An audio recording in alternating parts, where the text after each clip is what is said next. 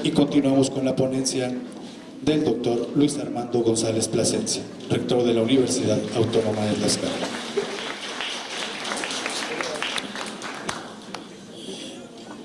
Muy buenos días a todas y a todos. Pero agradezco mucho, de verdad, la invitación para que la universidad, a través de mi persona, tenga un espacio para hablar con ustedes sobre un tema tan importante como es el de la lucha contra la corrupción. Ayer o antier fue el Día Internacional contra la Corrupción, ¿no? Ayer, y hoy es el Día Internacional por los Derechos Humanos. Así que hay dos muy buenos pretextos para abordar esta temática aquí con ustedes. He pensado que quizá la mejor manera de hacerlo es tratando de empezar por desconstruir una idea que está presente en muchas personas, ni más ni menos el expresidente de la República, el licenciado Peña Nieto, decía en alguna entrevista hace ya algún tiempo que en su opinión el tema de la corrupción en México era cultural. Y creo que hay muchas personas que tienen esa idea que desde luego no comparto. Y no la comparto porque eso haría pensar que la corrupción está inserta en nuestros genes, en nuestra cultura efectivamente, y que por esa razón tendríamos que terminar por aceptar que somos un pueblo esencialmente corrupto y un pueblo que está condenado, por lo tanto, a no poder superar esa condición. Creo que el presidente se equivocó, probablemente utilizó mal las palabras, y lo que seguramente él sí observó en su momento, y muchas de nosotros observamos continuamente, es que efectivamente hay una dimensión, o dos dimensiones más bien, que hacen parecer que la corrupción está ahí como una forma de hacer relaciones entre todas y todos nosotros que no se puede hacer a un lado. Estas dimensiones son una dimensión de carácter estructural y otra dimensión que desafortunadamente deviene de la primera, que es de carácter sistémico. Voy a tratar de abordar estas dos dimensiones para que veamos cómo es que las fuimos construyendo y por lo tanto cómo es que podemos contribuir a desconstruirlas, ¿no? Y a reconstruirlas a partir de nuevas relaciones que abandonen esa característica de corrupción. La dimensión estructural también tiene, digamos, un componente histórico. Ciertamente, en nuestro país, desde la colonia y después ya en el México independiente, las y los mexicanos aprendimos a vivir bajo un modelo según el cual el acceso a aquellas cosas a las que hemos pretendido tener derecho siempre es mucho más sencillo cuando se tiene a alguien que facilite los procesos. Se ha hablado mucho de que en nuestro país uno de los medios de comunicación que se generaron entre las clases subalternas, entre quienes migraban hacia la Ciudad de México, de otros lugares del país, y las clases dirigentes, quienes estaban en las instituciones que se fueron formando, sobre todo en el siglo XX, fue o podría ser descrito como un modelo al que se denominaba el modelo de los contactos. Muchos antropólogos y muchos sociólogos han hecho énfasis en ello. La doctora Larissa Lomnitz, por ejemplo, hace un estudio muy interesante del modo en el que las comunidades que fueron de Oaxaca y de otros estados de la República hacia la Ciudad de México y que se fueron estableciendo, empezaron a lograr acceder a servicios como el agua, como la pavimentación, incluso a servicios relacionados con la alimentación, con la posibilidad de conseguir alimentos, en la medida en la que los líderes de estas comunidades hicieron contacto con funcionarios públicos, digamos, de segundo o tercer nivel, que a su vez tenían un contacto en el siguiente nivel, que a su vez tenían un contacto en el siguiente nivel, de modo tal que la forma de organización que se privilegió en la Ciudad de México para conseguir estos bienes, pues era esa, la de los contactos. De ahí que el modelo se denomine así. Seguramente muchas y muchos de ustedes han escuchado frases como quien tiene contactos puede tener mejores posibilidades de acceso a los bienes públicos, ¿no? La vida sin contactos no tiene sentido, y por lo tanto pareciera que esa posibilidad de tener a alguien, ¿no? De conocer a alguien que pueda o que pudiese facilitar el acceso sin tener que hacer la fila, sin tener que recurrir a los mecanismos a los que todo el mundo recurre, pues se convierte en el modo privilegiado de obtener cosas. Ese modelo que se extendió desafortunadamente a lo largo del siglo XX es el que construye esa dimensión estructural de la corrupción. Otros antropólogos han mostrado la manera en la que ese modelo bajó, digamos, a el modo de ser de las personas y de las familias. Seguramente algunas o algunos de ustedes, por ejemplo, ¿no?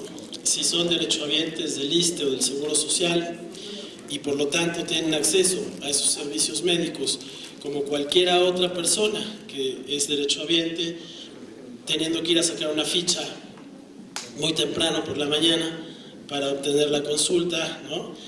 Pero si la suerte que tienen es que a un hermano médico trabaja en el seguro o en el IMSS, pues es muy probable que recurran a él, ¿no? Y que digan, bueno, ¿para qué voy a hacer la fila si tengo a un hermano que está ahí y que me puede ayudar a brincarme esa fila?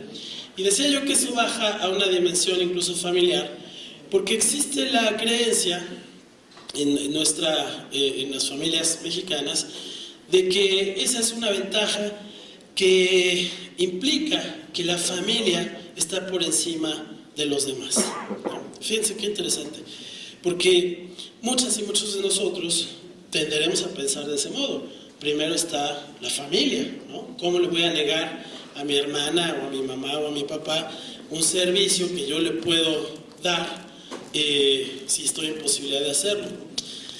Pero no nos damos cuenta que desafortunadamente en el momento que hacemos eso, estamos dificultando el acceso para todas las demás personas que no tienen un familiar que les facilite esa posibilidad, ¿no? Es decir, quedamos bien con la familia, pero quedamos mal con la sociedad. Desafortunadamente el modo en el que aprendemos estas cosas en casa con mucha frecuencia no nos permite darnos cuenta de la dimensión que esos comportamientos, que seguramente son de buena fe, tienen en el cúmulo de la sociedad. Porque esa es precisamente la base de ese modelo de los contactos, ¿no? Esa es la lógica que diría que un familiar o un amigo, un compadre, me puede facilitar las cosas a mí y bueno, pues no va a pasar nada, ¿no? Queda entre amigos, queda en familia, etc. Cuando en realidad no percibimos que el impacto se da en otro lugar que termina afectando precisamente a quienes carecen de esos amigos, de esos contactos, de esos compadres, ¿no? Y con el paso del tiempo, pues lo que eso ha venido construyendo es una forma de relacionarse en la que la búsqueda de esos contactos se vuelve esencial, ¿no? Igualmente otros colegas que han hecho estudios sobre cómo se configuran las sociedades contemporáneas han aportado información muy interesante, por ejemplo, sobre la razón por la cual los padres mandan a la escuela a sus hijos, ¿no? A las universidades o determinadas universidades. Y lo que esos estudios señalan es que no les importa tanto a los papás que estudien en una buena escuela, una buena carrera, sino que conozcan gente, ¿no? Que vayan a la universidad a conocer a las personas que en el futuro les van a facilitar las cosas. Entonces fíjense cómo se va tergiversando el sentido de las relaciones. Ya no hablemos de los matrimonios de conveniencia, ¿verdad? Que suponemos se habrán quedado atrás, pero que todavía funcionan de esa manera, sobre todo en el caso de las jóvenes, a quienes envían a la universidad para que conozcan a quién va a ser su marido, ¿no? en el futuro. Esa es la base, digamos, social o estructural que ustedes me dirían, bueno, pero eso que tiene que ver con los grandes desfalcos, con tal. El problema es que esa base de relaciones es la que tenemos que aprender a desconstruir. Esa base de relaciones tiene que reconocer una línea que distinga lo privado de lo público. Fíjense, eso es súper importante poder entenderlo, ¿no? Si nosotros lográramos incorporar la noción de lo público en nuestras propias familias, aún en el seno de las familias, podríamos entender que la base del respeto entre unas y otros es precisamente la posibilidad, o está en la posibilidad de respetar lo público. Les voy a poner un ejemplo muy sencillo que espero vayan conectando, ¿no?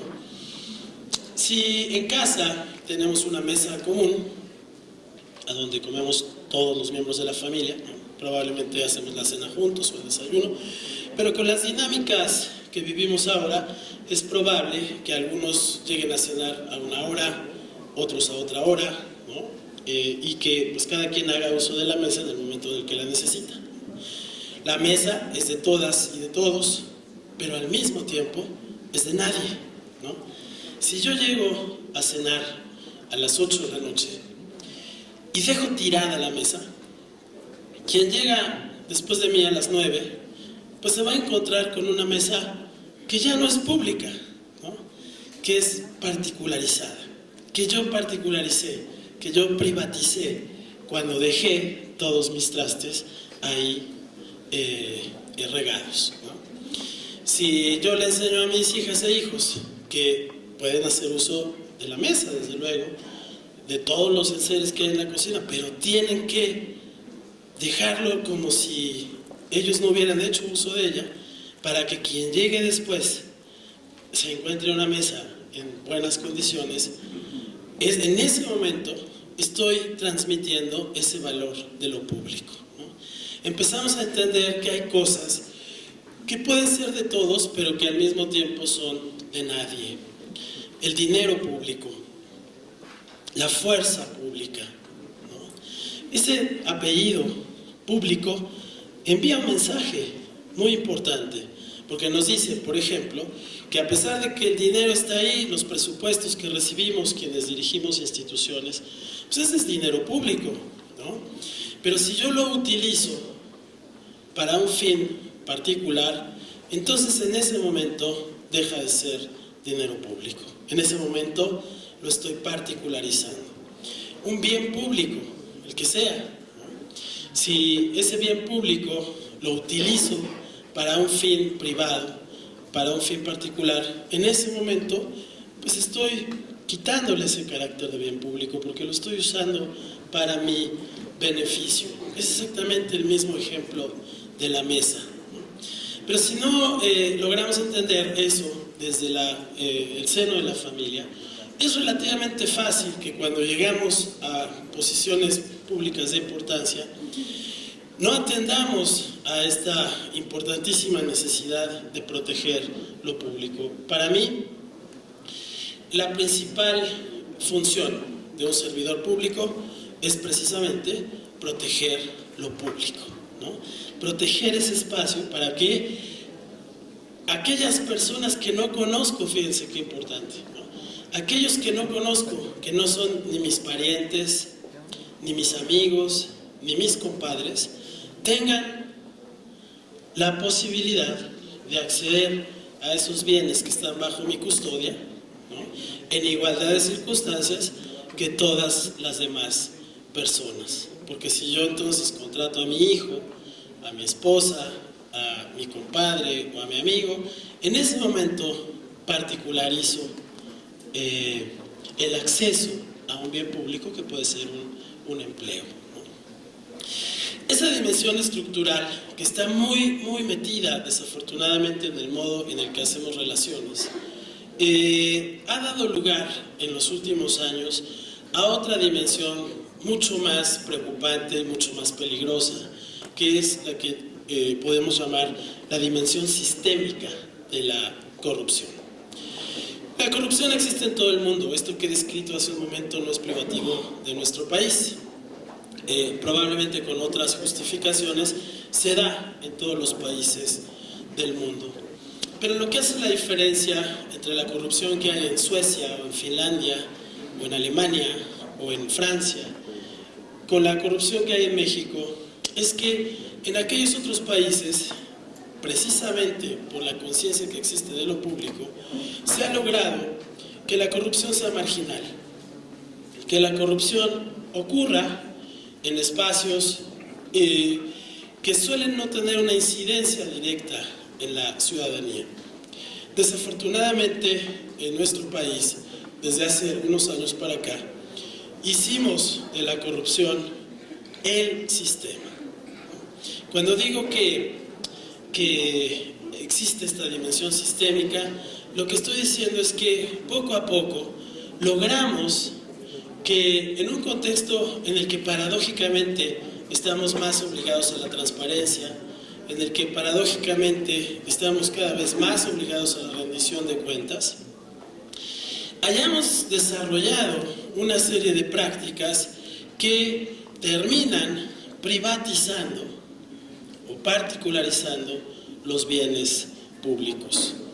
No tengo que abundar mucho sobre ello porque todos los días escuchamos de personas que están siendo perseguidas, no solo en nuestro país, sino en otros países de América, por contratos que fueron realizados bajo esta lógica de privatización de lo público.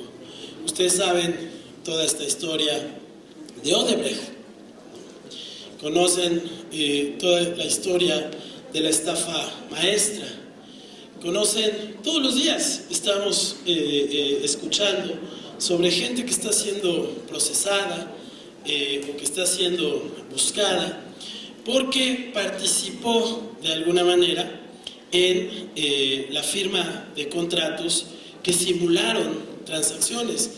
Recuerda del caso del exgobernador Duarte. El caso del exgobernador Duarte es muy interesante porque es una muestra de cómo funciona la corrupción a nivel sistémico. ¿Se acuerdan ustedes que lo que hizo el señor Duarte en principio fue simular concursos para construir escuelas o casas para hacer obra pública, ¿no? Y las primeras cosas que hacían, no solo Duarte, sino muchos otros funcionarios, era precisamente convocar a concursos de licitación amañados, ¿no? De manera tal que ya se sabía a quién se le iba a otorgar el recurso, de antemano se sabía a quién se le iba a otorgar el recurso. Ese mecanismo generó otros mecanismos que se empezaron a volver mecanismos corruptos, ¿no? Por ejemplo,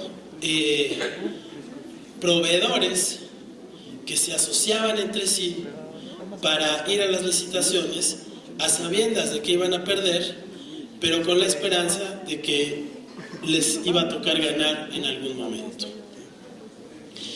Luego se sofisticó más. Lo que sorprendió mucho el caso Duarte fue que ya ni siquiera convocaba a proveedores reales, sino que se envió gente a casas de personas y les dijo: señora, el gobierno sabe que usted necesita unos lentes, fírmele aquí para que se los mandemos. Y la señora firmaba, ¿no? esperando que le llegaran sus lentes, y lo que estaba firmando era el acta constitutiva de una empresa que no existía, de una empresa fantasma. Entonces ya ni siquiera era necesario tener proveedores reales, porque esos proveedores fantasma se podían documentar, se simulaba el hecho y el dinero se iba a manos privadas.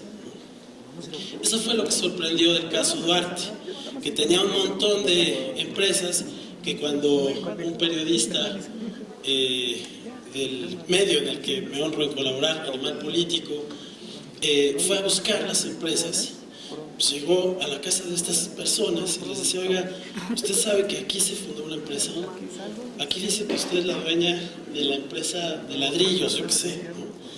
Y la señora no tenía ni idea, y así se fue descubriendo toda una red de contratos aparentemente legales, ¿no? Que sin embargo tenían destinatarios falsos, sin que se supiera a dónde fue a dar el dinero, ¿no? Por supuesto hay sospechas de a dónde fue a dar el dinero, pero lo importante en esta ocasión para nosotros es poder mostrar cómo se generó esa dimensión sistémica, ¿no? Más adelante nos hemos enterado con el caso de la señora Robles, que está ahora pues en la cárcel, ¿no? Que ese modelo fue el modelo que se usó en todo el país para convertir dinero público en dinero privado, ¿no?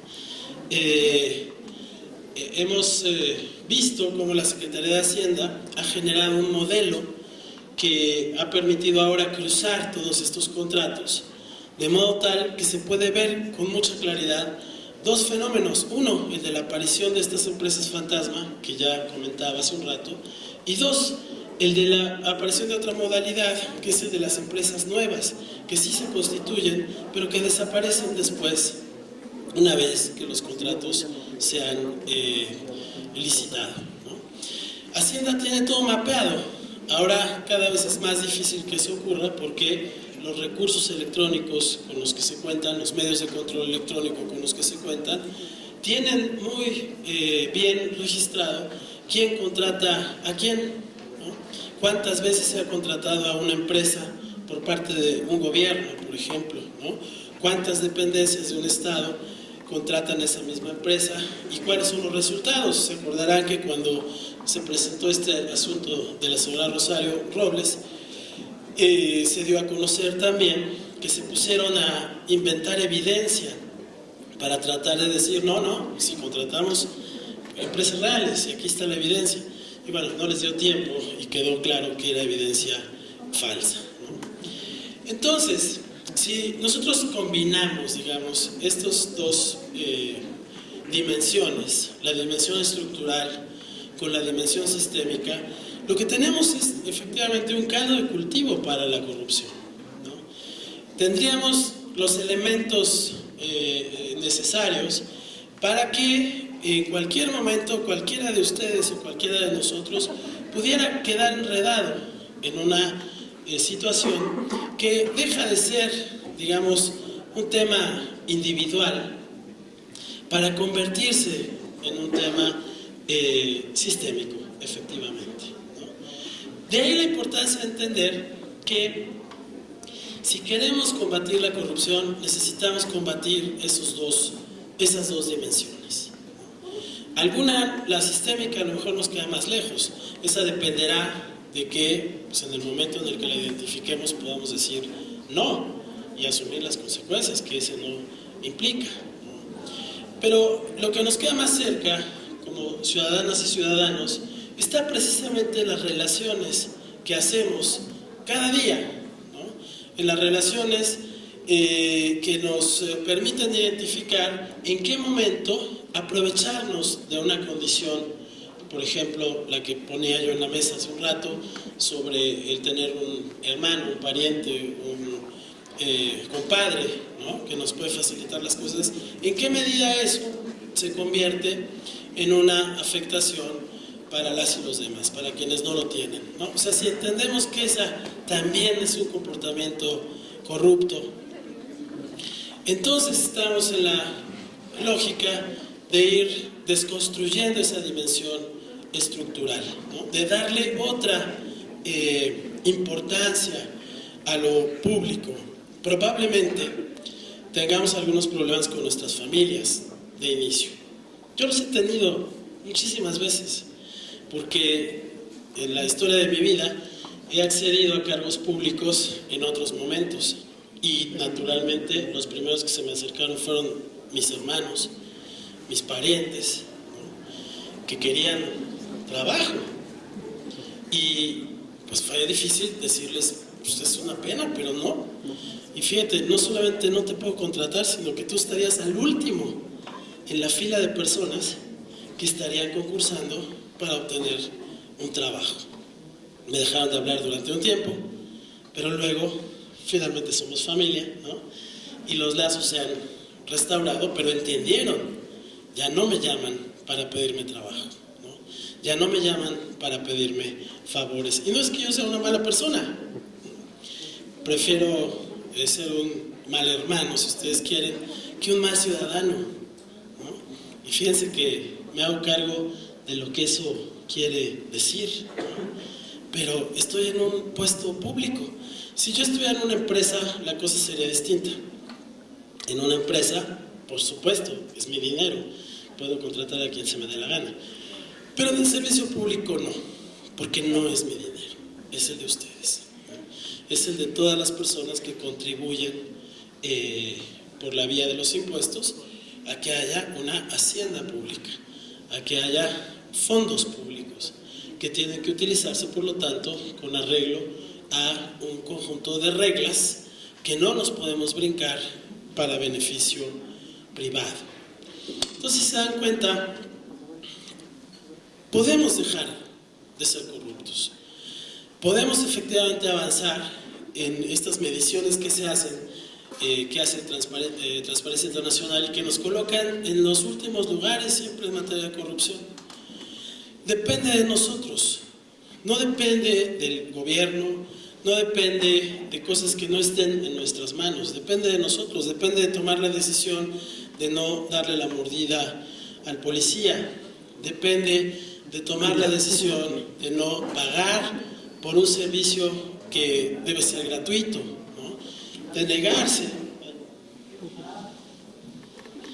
participar de estas transacciones que tienen esa consecuencia, ¿no?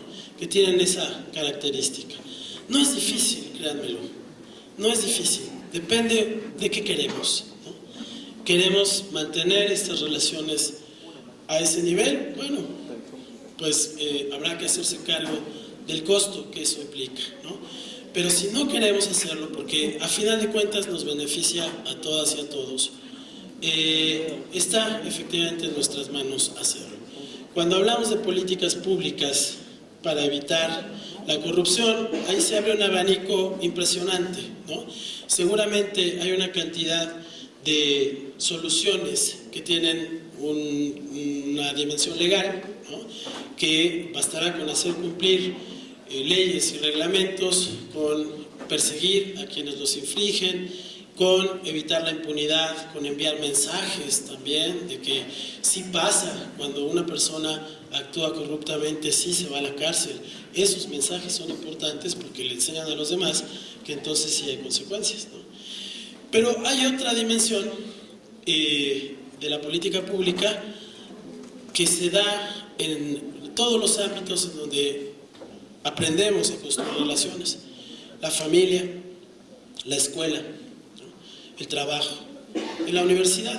Nosotros en la universidad tenemos esa altísima responsabilidad de que nuestras alumnas y alumnos no solamente sean buenos ingenieros o buenos médicos, sino que sean buenos ciudadanos, que aprendan que las cosas no se consiguen con dinero, ¿no? Que si quieren un 10 se lo tienen que ganar estudiando, que si quieren acceder a alguna posgrado se lo tienen que ganar estudiando, que no es un tema de vender títulos o calificaciones. En ese momento pervertimos entonces el sistema, ¿no? Y poco a poco, familias, escuela, amistades, círculos sociales, empresas, podemos ir construyendo efectivamente entornos en los que podamos decir que no a la corrupción. Por eso creo que es muy importante que existan ahora estos sistemas anticorrupción, porque se abren como oportunidades para que la ciudadanía pueda denunciar los actos de corrupción de los que es víctima. Ojalá, yo le auguro al sistema anticorrupción del Estado de Tlaxcala, a los subsistemas que se generen también a nivel municipal, el mejor de los éxitos. Es una tarea complicada, pero es una tarea que hay que acometer. Por eso estos comités son ciudadanos, ¿no? Porque son gente como nosotros, que tiene como labor fundamental vigilar que todo el sistema funcione de manera adecuada. Yo les deseo la mejor de las suertes. Estoy seguro de que se va a ir logrando poco a poco una sociedad cada vez más consciente de las consecuencias que tiene la corrupción.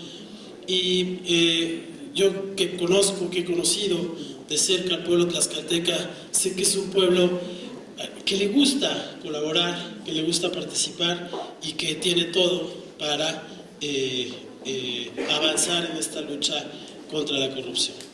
Muchísimas gracias por su atención esta mañana.